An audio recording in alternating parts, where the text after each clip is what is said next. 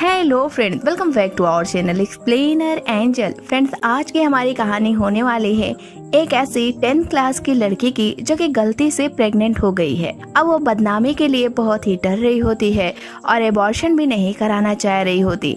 ऐसे में उसके साथ क्या क्या होगा ये सब आपको इसी ड्रामे में पता चलेगा। तो चलिए कहानी को शुरू करते हैं। तब तक आप चैनल को सब्सक्राइब कर बेल आइकन को प्रेस कर लें, जिससे कि आपको ऐसी शानदार कहानियाँ टाइम से मिलती रहें। कहानी शुरू होती है। हमें इस ड्रामे की लीड फीमेल कैरेक्टर फा को दिखाया जाता है, जिसको शक होता है कि वो प्रेग्नेंट है। इसलिए वो प्रेगनेंसी किट का यूज करती है, जिसमें ये पता चलता है कि वो सच में प्रेग्नेंट है। लेकिन अभी भी उसे शक होता है क्योंकि सिर्फ 2 ही रेड लाइन बनी होती है।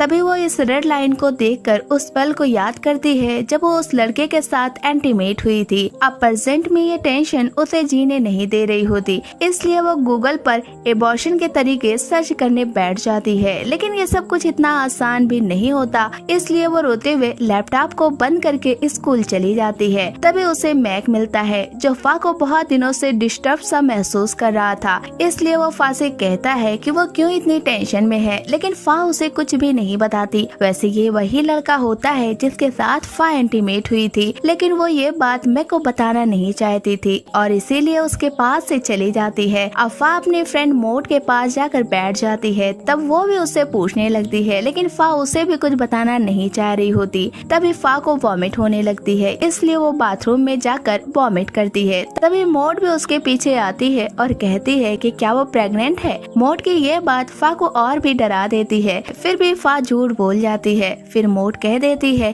कि अगर वो प्रेग्नेंट है तो उसे एबॉर्शन करा लेना चाहिए, वरना फ्यूचर में उसकी बहुत ही इंसल्ट होगी। कुछ दिनों पहले एक 16 साल की लड़की प्रेग्नेंट होकर अपनी जिंदगी को खराब कर ली थी, इसलिए फा को ऐसा नहीं करना चाहिए। फा को उसकी ये बातें और भी डरा देती है, इसलिए वो बाथरूम से बाहर चली आती है। वैसे इन दोनों फ्रेंड की बात बाथरूम में आई एक लड़की सुन लेती है। खैर, क्लासरूम में जाते वक्त अगेन मेक से फा टकरा जाती है। तभी वो फा से पूछने लगता है कि वो ऐसा अजीब बर्ताव क्यों कर रही है, लेकिन फा उसे इग्नोर करके क्लासरूम में चली जाती है। अब शाम होने के बाद वो घर जाती है, तब फिर से गूगल पर सर्च करने लगती है। प्रेगनेंसी से रिलेटेड और एबॉर्शन से रिलेटेड कई सारी इंफॉर्मेशन को कलेक्ट करती है। इस बीच में कई सारे कॉल और मैसेज फा को करता है, लेकिन फा उसकी कॉल को रिसीव नहीं करती और न ही मैसेज का रिप्लाई देती है। तभी फा को गूगल पर पता चलता है कि प्रेगनेंसी के पॉजिटिव होने के चांस तब तक कम रहते हैं जब तक कि 3-4 बार चेक न कर लिया जाए। ये पढ़कर फा को थोड़ी सी उम्मीद मिलती है कि शायद वो प्रेग्नेंट नहीं है, इसलिए फा फेस को हाइड करके मेडिकल स्टोर पर पहुंच जाती है, जहां पर प्रेगनेंसी किट मांगती है।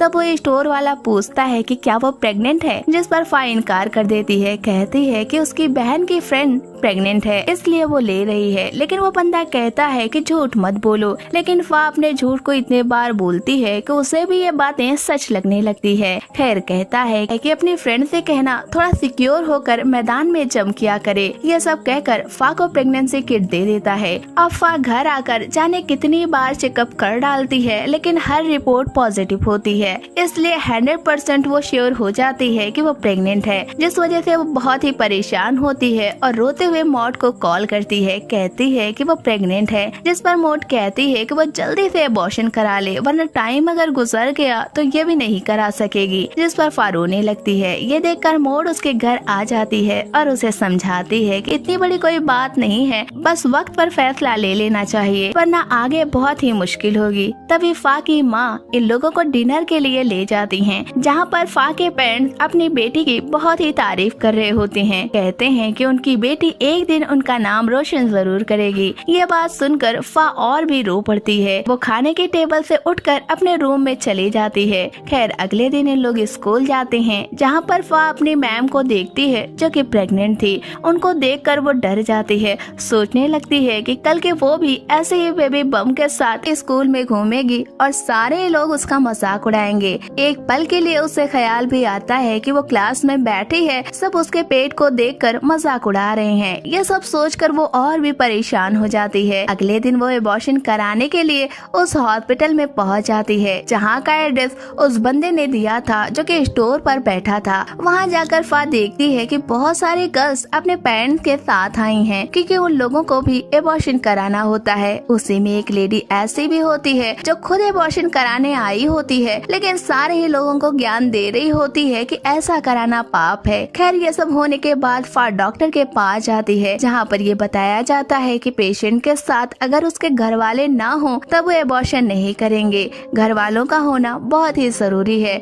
अब फा कैसे किसी को अपने साथ ला सकती थी? उसने तो ये बात अपने घर क्या खुद से भी छिपाई होती है, इसलिए वो हॉस्पिटल से चली आती है। अगले दिन जब वो स्कूल जाती है तब मोट को सारी बातें बताने लगती है और बहुत ज्यादा रोने लगती है। तभी मोट कहती है कि उसे रोने की जरूरत नहीं है, कुछ ऐसी दवाएं हैं जिसे खाकर घर पर भी एबॉर्शन हो जाएगा। मोट की ये बातें फा को थोड़ा सा सुकून देती हैं। तभी मैक यहाँ पर आ जाता है। अब वो भी पूछने लगता है कि तुम दोनों क्या बात कर रही थी, लेकिन फा उसे बातों में बहलाकर उसके पास से चली जाती है। मैक फा को पुकारता रहता है। अब घर आकर मोट फा को वो एबॉर्शन वाली टैबलेट देती है जिससे कि उसकी टेंशन खत्म हो जाए, लेकिन फा उस टैबलेट को मुंह में रखकर पास्ट में चली जाती है जब वो मैक के साथ इंटीमेट हुई थी। जब मैक ने उससे कहा था कि वो उससे बहुत ही प्यार करता है और कुछ भी हो जाए वो उसका साथ कभी नहीं छोड़ेगा। फिर फा ये भी याद करती है कि फा के पेरेंट्स जब उसका बर्थडे सेलिब्रेट कर रहे थे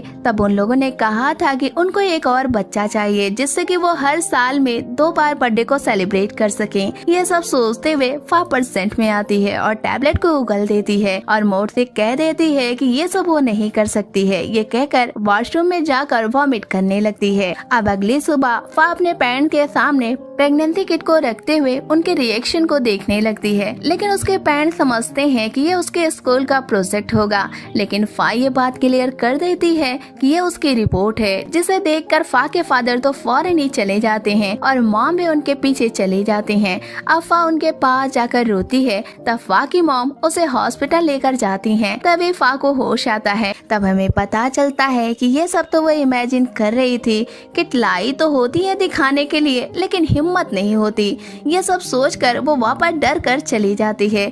अगले दिन स्कूल में मोट से मिलकर कहती है कि अब ये मैक को बताना ही पड़ेगा, जिस पर मोट भी एग्री होती है और कहती है कि आगे जो कुछ भी होगा मैं तुम्हारा साथ दूंगी। अब फा मैक के पास जाती है और उससे कहती है कि शादी के बारे में क्या ख्याल है, क्या वो उसके साथ फ्यूचर प्लान कर सकती है, जिस पर मैक इनकार कर देता है। कहता है कि वो अभी फ्यूचर को लेकर कोई भी प्लान नहीं बनाया है और न ही अपनी मॉम से ऐसी कोई बात कह सकता है। मैक की ये बात सुनकर फा उसके पास से चली जाती है और मोड उसे पूछने लगती है कि मैक की उससे क्या बात हुई, जिस पर फा कह देती है कि वो अभी फ्यूचर के बारे में कोई भी बात नहीं सोच रहा और वो अपनी माँ से भी बहुत ज्यादा डरता है, इसीलिए हमने प्रेगनेंसी की बात भी उसको नहीं बताई। फा कहती है कि वो अपने बच्चे का ख्याल खुद ही कर लेगी, लेकिन ये सब फा के लिए इतना आसान कहाँ है। खैर अगली सुबह फा के पेरेंट्स अपने ऑफिस चले जाते हैं। तब फा उन लोगों के जाने के बाद हॉस्पिटल जाती है, जहाँ पर नर्स से अपने हालात को बताने लगती है। कहने लगती है कि उसे क्या करना चाहिए। फा की ये बात सुनकर नर्स को गुस्सा आ जाता है। वो कहती है कि मैं सारे ही पेशेंट को अगर बताने लगी तब तो मैं पागल ही हो जाऊंगी। तभी नर्स के पास एक बच्चा आता है, वो उससे भी चीखने लगती है। ये देखकर फा बिना कोई चेकअप कराए हॉस्पिटल से चली आती है। अब घर आने के बाद मैक के उसके पास कॉल आती है। मैक कहता है कि उसे कुछ जरूरी बात करनी है। ये सुनकर फा उसको अपने घर पर बुला लेती है, जहाँ पर मैक और फा की काफी बात होती है। मैक फा से माफी मांगता है और कहता है वो अभी तो नहीं, लेकिन थोड़े वक्त के बाद अपनी मॉम को इस रिलेशनशिप के बारे में सारी बातें बता देगा। फिर एक दिन उन दोनों की शादी हो जाएगी। फा अभी से मैक से बात ना करके क्यों उसको सजा दे रही है। उसकी ये बात सुनकर फा रोने लगती है। कहती है कि वो प्रेग्नेंट है। फा की ये बात सुनकर मैक शॉक हो जाता है। वो उसे देखने लगता है। ये देखकर फा कहती है कि अरे तुम इतने घबरा क्यों गए, मैं तो बस मजाक कर रही थी। वैसे फ्यूचर में तो वो प्रेग्नेंट होगी ही, तो क्या तब भी उसकी फैमिली उसे एक्सेप्ट नहीं करेगी। जिस पर मैक कहता है तब का तो नहीं पता है, लेकिन अभी तो मेरी माँ ये बात अगर सुन भी ले तो मुझे घर से भगा देंगी।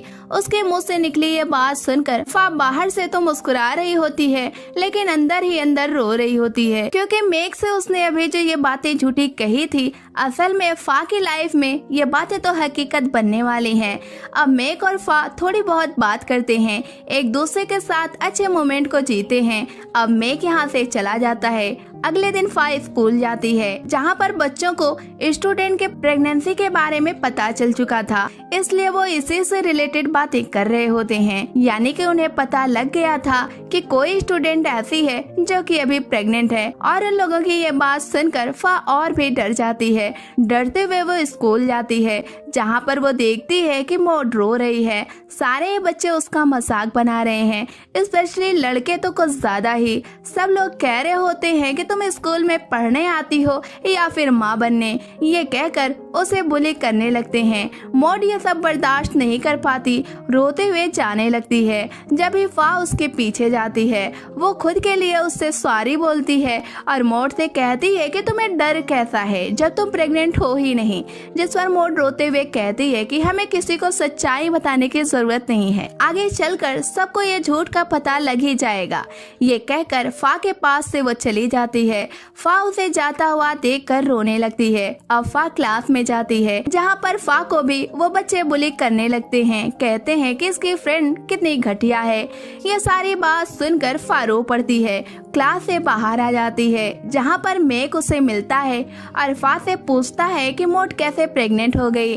जिस पर फा कह देती है कि ये फेक न्यूज है, जाने किसने स्कूल में फैला दिया है। और मौड बेचारी रोते हुए स्कूल से चली गई है। ये कहकर वो मेघ के पास से चली जाती है। अब फा घर आकर मौड को जाने कितने कॉल और मैसेज करती है, लेकिन मौड रिसीव नहीं करती। ऐसे ही काफी वक्त गुजर जाता है, लेकिन अभी तक इन लोगों में कोई भी बात नहीं हुई थी। और एग्जाम डे भी आ गया था।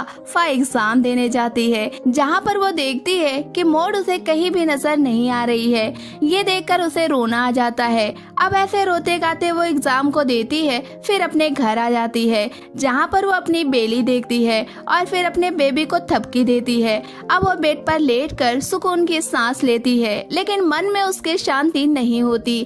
अगले दिन इसी टेंशन में वो स्कूल जाती है, जहाँ पर वो बेहोश हो जाती है।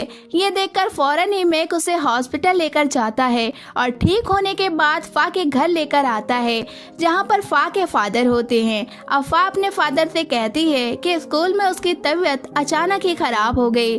तब उसके क्लासमेट मेघ ने उसका साथ दिया, जिस बात को सुनकर फा के फादर मेघ को शुक्रिया कहते हैं और उसे चाय पर भी इनवाइट करते हैं, लेकिन मेघ रुकता नहीं, फौरन ही चला जाता है। खैर अब घर आकर फा बहुत सारा फ्रूट खाती है। तभी उसकी माँ उसके पास आती है और फा से पूछने लगती है कि उसे कौन सी ऐसी टेंशन है जिसकी वजह से आजकल वो खोई खोई सी रहने लगी है, ना ही हंसती है और ना ही बात करती है। उसमें से अचानक ये बचपना कैसे चला गया। फा अपने माँ की ये सारी बातें तो सुनती है, लेकिन बोलती कुछ भी नहीं है, बस बातों को दूसरी तरफ मोड़ देती है। तभी फा के फादर भी आ जाते हैं। वो कहते हैं कि अगर तुम्हें कोई दिक्कत हो तो मैं तुम्हें डॉक्टर के पास ले चलूं। डॉक्टर का नाम सुनते ही फा काफी डर जाती है और फौरन ही बोलती है कि उसे कुछ हुआ ही नहीं है। अब फा के फादर कहते हैं कि वो बिजनेस से रिलेटेड अब्रॉड जाने वाले हैं। फा की माँ भी उनके साथ जाएंगी। ऐसे में 6 महीने तक फा को अकेले ही रहना पड़ेगा, जिस पर फा काफी खुश हो जाती है, क्योंकि 3 महीने की प्रेगनेंसी गुजर चुकी होती है। अब 6 महीने ही बचा होता है। अब वो सोचने लगती है कि बेबी बॉर्न होने तक उसके पेरेंट्स को ये चीज की खबर नहीं लगेगी, इसलिए वो अपने फादर से कहती है कि ठीक है, आप लोग अब्रॉड जाएंगे और मैं बाहर घूमने के लिए चली जाऊंगी। जिस पर उसके पेरेंट्स राजी नहीं होते, लेकिन बहुत जिद और सिफारिश के बाद वो राजी हो जाते हैं। अब अगली सुबह उसके पेरेंट्स अब्रॉड के लिए निकलते हैं और फा भी घूमने के लिए निकल जाती है। एयरपोर्ट पे बैठी होती है कि तभी मेघ की कॉल आती है। फा उसकी कॉल को रिसीव करती है। तब वो कहता है कि मैं तुम्हारे घर के बिल्कुल ही सामने खड़ा हूँ, लेकिन तुम्हारे घर में कोई भी नहीं है। जिस पर फा कह देती है कि वो बैंकॉक जा रही है और उसके पेरेंट्स अब्रॉड जा रहे हैं, इसीलिए घर पर कोई नहीं है और इस वक्त फा एयरपोर्ट पे है। ये बात सुनकर मेघ फौरन एयरपोर्ट की तरफ आता है, लेकिन तब तक लेकिन लोगों की प्लेन जा चुकी थी। अब हमें फा को दिखाया जाता है जो कि एक टैक्सी में होती है। तब टैक्सी ड्राइवर उससे अकेले होने की वजह पूछता है, जिस पर वो कह देती है कि वो अकेले ही घूमने के लिए आई है। यह सुनकर टैक्सी ड्राइवर उसका रेप करने लगता है। फा बड़ी मुश्किलों से कार से बाहर निकलती है। तब उसे एक आदमी नजर आता है जो उस टैक्सी ड्राइवर से फा को बचाता है। फिर अपने साथ बिठाकर पूरे ही शहर में घुमाता है जहां पर फा को ठहरने के लिए कोई अच्छा होटल मिल सके। काफी देर तलाश के बाद एक अच्छा होटल मिल जाता है। अब वो आदमी फा से कहता है कि तुम अपना ख्याल रखना, और फा भी उसे अपनी मदद के लिए शुक्रिया कहती है। अब वो रूम के लिए मैडम से बात करती है, लेकिन रेंट बहुत ज्यादा होता है। यह सुनकर फा काफी घबरा जाती है। तब मैम कहती हैं कि अगर वो एक लड़की के साथ रूम को शेयर करे तब रेंट कम हो जाएगा। उसकी यह बात फा को काफी अच्छी लगती है, लेकिन वो डर रही होती है कि क्या पता रूममेट अच्छी हो या फिर बुरी। इसलिए वो चेक करने के लिए जाती है, जहां पर वो रूममेट को देखती है जो कि बहुत ही अजीब होती है। अब उसे बात करने की वो कोशिश करती है, लेकिन वो बात नहीं करती क्योंकि बिल्कुल ही वो गुंडी टाइप की होती है। उसके कई सारी गलत हरकतों को फा देख लेती है। तब वो लेडी डॉन फा का गला दबाकर कहती है कि अंदर की बात अगर बाहर गई तब मैं तुम्हें जीने नहीं दूंगी। इस डर की वजह से फा को अब इस रूम में शिफ्ट होना पड़ता है। हर रोज वो फा को बहुत ज्यादा तंग करती है। कभी सिगरेट पीती है तो कभी तेज म्यूजिक लगाकर उसे बहुत ही तंग करती है। जैसे तैसे करके फा अपना गुजारा कर रही होती है। अब एक सुबह फा हॉस्पिटल जाती है, जहाँ पर शर्माते हुए नर्स को बताती है कि वो प्रेग्नेंट है। ये सुनकर नर्स फा को काफी हिम्मत देती है और कहती है कि उसे शर्माने की जरूरत नहीं है। अब फा का चेकअप होता है, जिसमें ये बात पता चलती है कि बच्चा बहुत ही हेल्दी है। यह सुनकर फा भी बहुत हैप्पी होती है। अब बहुत सारी दवाइयाँ लेकर फा अगेन अपने रूम पर आती है। तब वो लेडी डॉन पूछती है कि ये कैसी दवाएं हैं, लेकिन फा इस बात को छिपा लेती है। कहती है कि सर दर्द की दवा है। डॉक्टर ने फा को रेस्ट करने के लिए बोला होता है। फा जब रूम में सोने के लिए जाती है तब लेडी डॉन कुछ लोगों को बुलाकर डांस पार्टी करने लगती है, जो कि फा को बहुत तकलीफ देती है। फा कई बार रोकने की कोशिश करती है, लेकिन उसकी बात को कोई भी नहीं सुनता।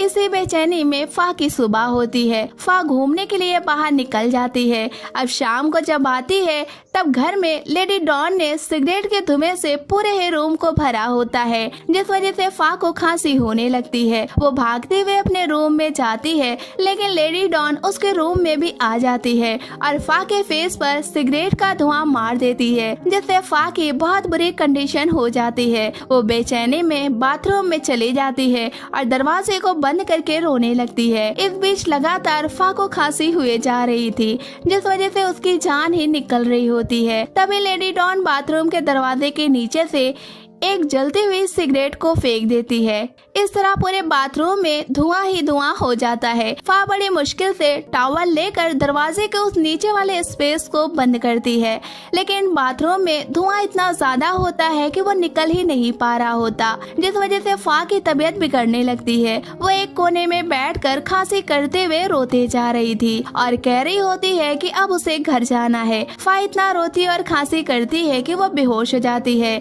और तभी उसके पास वो लेडी डॉन आती है और कहती है कि उसका ये मतलब नहीं था, वो ऐसा तो करना ही नहीं चाहती थी। ये कहकर फा को हॉस्पिटल ले जाती है, जहां पर डॉक्टर फा का इलाज करते हैं और वो ठीक हो जाती है। इस बीच फा को याद आता है कि उसको हमेशा से ही सिगरेट से प्रॉब्लम होती है। एक बार स्कूल में भी एक लड़का फा को छेड़ते हुए उसके फेस पर धुआं डाल दिया था, जिसके बाद फा को खांसी होने लगी थी। तब मेक ने उस लड़के को बहुत मारा था, फिर फा की बिगड़ती हुई तबीयत को ठीक करने में उसकी मदद किया था। खैर अब होश में आने के बाद फा उस लेडी डॉन को देखती है तब और भी डर जाती है, लेकिन लेडी डॉन मुस्कुराते हुए फा से प्यार से बात करने लगती है। अब ये चीज देखकर फा शॉक हो जाती है कि अचानक से इसको क्या हुआ, इसका नेचर इतना अच्छा कैसे हो गया। खैर अब वो लेडी डॉन फा को डिस्चार्ज कराकर अपने साथ रूम में ले जाती है और फा का बहुत ज्यादा ख्याल करने लगती है। अब फा अपने रूम में जाती है और विंडो को ओपन करती है। और खुली हवा लेने लगती है। तभी फा के फादर का मैसेज आता है जो फा को पैसे देते हैं, साथ ही फा से पूछते हैं कि वो कैसी है, लेकिन फा नॉर्मल सा रिप्लाई देकर सो जाती है। अब अगली सुबह होती है, फा अपने लिए नाश्ता लेकर आती है। तभी लेडी डॉन कहती है कि अब इसकी जरूरत नहीं है, वो उसके साथ भी नाश्ता कर सकती है। ये कहते हुए फा को अपने पास बिठा लेती है, साथ ही अपने बुरे बर्ताव के लिए फा से माफी मांगती है। फिर कहती है कि फा को अच्छे से खाना खाना चाहिए और अपनी बहुत केयर करना चाहिए क्योंकि वो प्रेग्नेंट है और उसका ख्याल रखने के लिए लेडी डॉन को डॉक्टर ने खुद बोला है। ये सुनकर फा स्माइल करती है। तभी वो कहती है कि तुम प्रेग्नेंट हो, ये बात हमें पहले क्यों नहीं बताई। अब ये बात सुनकर फा बातों को घुमा देती है। खैर अब ये लोग मिलजुल कर रहना शुरू कर देते हैं। अब एक सुबह फा बाहर घूमने के लिए जाती है, तभी उसे एक नर्स मिलती है जिससे फा अपना टेस्ट पहले कराई होती है, इसलिए इन दोनों में काफी अच्छी दोस्ती हो गई थी। अब फा उस नर्स को अपने साथ रूम में लेकर चली आती है। हालांकि ये बात लेडी डॉन को बहुत ज्यादा बुरी लगती है, लेकिन फा के लिए उसे इग्नोर करना ही पड़ता है।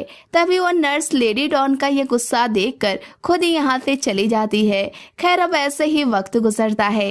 एक दिन फा डेंटिस्ट के पास जाती है, जहाँ पर उसे मेक नजर आता है जो कि किसी का वेट कर रहा होता है। ये देखकर फा उसके पास जाती है, लेकिन मेक उससे बात नहीं करना चाहता क्योंकि फा की क्लासमेट फोन ने मेक को ये बता दिया था कि फा किसी और के साथ डेट कर रही है और उसने इसलिए कहा था क्योंकि वो खुद ही मेक के साथ रिलेशनशिप में आना चाह रही थी। मेक इस बात को लेकर फा से आज बहुत ज्यादा आर्ग्यू करता है। फा कहती है कि वो किसी के साथ डेट नहीं कर रही है। ये सुनकर मेक कहता है कि अगर ऐसी बात नहीं है तो वो मेक से हाइड क्यों हो रही है, क्यों वो ठीक से उससे बात नहीं करती। फा के पास इसका कोई भी जवाब नहीं होता। वजह ये होती है कि वो कैसे मेक को बता दे कि वो प्रेग्नेंट है, इसलिए वो खुद की नजरों से छिपती फिर रही है। मेक का पाप जो उसके सर लगा है, इसलिए वो रोती आंखों से मेक की सारी बातों को सुन रही होती है। अब मेक के बहुत पूछने के बाद वो कहने जा ही रही होती है कि वो प्रेग्नेंट है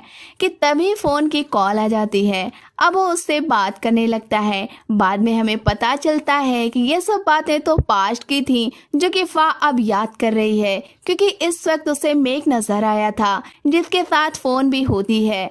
ये बातें याद करते हुए अब वो मेक और फोन की एक फोटो ले लेती है, उन दोनों को साथ जाते हुए देखने लगती है। तभी फिर कहानी फ्लैशबैक में जाती है जहाँ पर मेक ने उससे कहा होता है कि अब वो उससे ब्रेकअप कर लेगा क्योंकि इस तरह तो वो फा के साथ रह ही नहीं सकता है। मेक के ब्रेकअप के बाद सुनकर फा रोने लगती है और पलट के उसे आई लव यू कहकर यहाँ से चली जाती है। यह सुनकर मेक भी रोने लगता है और फा भी रोते हुए घर जाने लगती है। तभी मेक के पास फोन का मैसेज आता है और कहानी प्रेजेंट में आ जाती है जहाँ पर मेक और फोन एक साथ आज होटल में जाते हैं। फोन के साथ मेक था लेकिन वो उससे प्यार नहीं करता था, बस फिजिकल अटैचमेंट थी। अब ये दोनों ही इंटीमेट होते हैं। सुबह होने के बाद मेक अपने घर जाता है जहाँ पर मेक की माँ उससे पूछती है कि उसके गले पर ये कैसा मार्क है। तब मेक कह देता है कि ये लव बाइट है। ये सुनकर उसकी माँ उस पर चीखने लगती है। अब मेक अपनी माँ का ये गुस्सा देखता है तब वो कह देता है कि अब मैं बच्चा नहीं हूँ, आप हमेशा से मुझ पर अपनी मर्जी चलाती चली आ रही हैं और मैं आपकी वजह से अपनी लाइफ में खुश नहीं हूँ। ये सुनकर मेक की माँ सुसाइड कर लेती हैं। मेक फौरन ही उनको हॉस्पिटल लेकर जाता है जिसके बाद वो ठीक हो जाती हैं। इधर फा के पीछे एक लड़की लगी होती है जो कि फा से दोस्ती करके उसके करीब आती है और फिर उसकी प्रेगनेंसी टाइम की फोटो लेती है और स्कूल ग्रुप में शेयर कर देती है। इस तरह सारे बच्चे फा के बारे में बहुत बुरा भला कहने लगते हैं क्योंकि अब तो सबूत भी मिल गया था। ये बात मेक को जब पता लगती है तो वो फा को कॉल करता है लेकिन फा उसकी कॉल को रिसीव नहीं करती, जिस वजह से मेक को बैंकॉक आना पड़ता है जहां पर मेक को पता लगता है कि फा हॉस्पिटल में है और वो सच में प्रेग्नेंट है। फा हॉस्पिटल इसलिए आई होती है क्योंकि लेडी डॉन का एक बंदा लेडी डॉन के ना रहने पर उसके फ्रेंड उसके घर आए थे और फा के साथ छेड़छाड़ किए थे, जिसके बाद फा की तबीयत बिगड़ गई गई थी। तभी लेडी डॉन वहां पर पहुंचकर फा को बचा लेती है और उन गुंडों को बहुत मारती है। फिर फा को हॉस्पिटल लेकर चली आती है, जहां पर फा की तबीयत काफी ज्यादा खराब होती है। खैर अब मेक हॉस्पिटल आता है और बाहर बैठकर फा का इंतजार कर रहा होता है और फा के लिए बहुत ज्यादा परेशान भी होता है। तभी मेक की माँ की कॉल आती है। आज मेक अपनी माँ से बिना देर किए सारी ही बातें बता देता है, लेकिन उसकी माँ को यकीन नहीं होता कि उनका बेटा एक बच्चे का फादर बनने वाला है, इसलिए वो फा को गलत कहने लगती हैं, जिस पर मेक को गुस्सा आ जाता है और वो कॉल को कट कर देता है, क्योंकि वो श्योर था कि फा के पेट में उसका ही बेबी है। अब फा के होश में आने के बाद मेक उसके पास जाता है और अपनी पुरानी गलतियों की उससे माफी मांगता है और फा को भी उसके बच्चे के साथ उसे एक्सेप्ट कर लेता है। अब इन लोग फा को डिस्चार्ज कराकर घर लेकर आते हैं। मेक फा के साथ रहा करता है और उसका ख्याल किया करता है। अब वो भी वक्त आ जाता है जब फा को लेबर पेन होता है और उसे सारे ही लोग मिलकर हॉस्पिटल लेकर जाते हैं, जहां पर फा एक बच्चे को जन्म देती है। ये खुशी लेडी डॉन के साथ मेक को भी बहुत ज्यादा होती है, इसलिए फा के पेरेंट्स को ये दोनों ही लोग ये बातें बता देते हैं कि फा ने एक बच्चे को जन्म दिया है। लेकिन उन लोगों को इस बात पर यकीन नहीं होता, क्योंकि 1 महीने पहले ही वो लोग फा के पास आए थे और 24 आवर्स साथ में रहे भी थे। लेकिन फा को देखकर ऐसा नहीं लगा था कि वो प्रेग्नेंट है, क्योंकि वो बहुत ही चालाकी के साथ अपने बेली को हाइड कर ली थी। खैर अब बेटे की तस्वीर भेजकर ये लोग सबूत भी दे देते हैं, जिस पर फा के पेरेंट्स मेक को बहुत ज्यादा बुरा कहते हैं, साथ ही अपनी बेटी से नाराज भी हो जाते हैं। लेकिन सच्चाई का पता लगाने के लिए इन लोग फा से मिलने चले आते हैं। फा के फादर तो फा को देखना भी पसंद नहीं करते थे, लेकिन मदर काफी देर के बाद बेटी को रोते हुए गले लगा लेती हैं और कहती हैं कि उसे बता देना चाहिए था, जिस पर फा कह देती है कि उसने कई बार बताने की कोशिश की, लेकिन हिम्मत ना हुई। खैर अब ये लोग फा को अपने घर बुला लेते हैं। अब लेडी डॉन सारे ही लोगों को हॉस्पिटल से घर लेकर आती है और आज की रात यहाँ पर पार्टी होती है, क्योंकि फा कल ही अपने घर चली जाएगी और इन लोगों से दूर हो जाएगी। इसलिए सारे ही लोग मिलकर आज खुशी से एक साथ खाना खाते हैं। अब सुबह होती है, सारे ही लोग फा को यहाँ से प्यार से भेजते हैं। फा और मेक बैंकॉक से चले जाते हैं। अब कई दिन गुजरता है। अब एक सुबह मोट फा के पास आती है, जिसके साथ फोन भी होती है और बहुत सारे स्टूडेंट होते हैं। मोट फा से कहती है कि तुम मेरी बेस्ट फ्रेंड थी, लेकिन कभी भी मुझे तलाशने की कोशिश नहीं की। ये सुनकर फा रोने लगती है और मोट को समझाने की कोशिश करती है, लेकिन फोन ने मोट के दिल में पहले से ही जहर भर रखा था, इसलिए बात बनने की जगह बिगड़ जाती है, जिस वजह से मोट आज फा से सारे ही रिश्ते तोड़कर फोन के साथ चली जाती है और इन लोगों के साथ बाकी बच्चे भी यहाँ से चले जाते हैं। इसी गम में फा रोने लगती है और अब शाम हो जाती है।